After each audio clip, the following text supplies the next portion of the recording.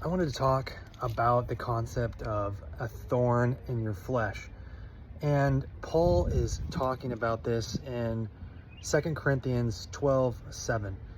And I was thinking about the thorn in the flesh this week and talking with a friend, and I made a comment about how, gosh, I wish that some of the things that I struggle with, that God would take them away and they wouldn't bother me as much because I don't like feeling certain ways.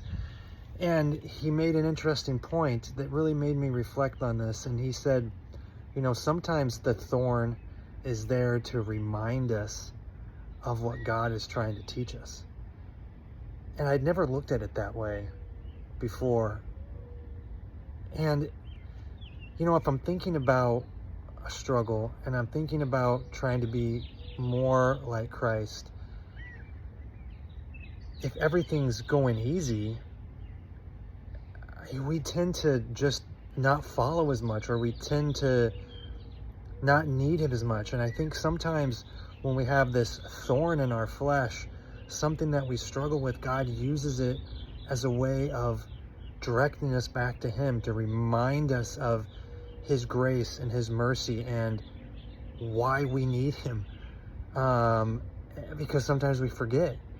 And so it made me rethink about the things that I struggle with, and it made me look at them differently and realize that sometimes I need those thorns to keep my focus on Christ, and so that I'm not losing my focus. I'm not losing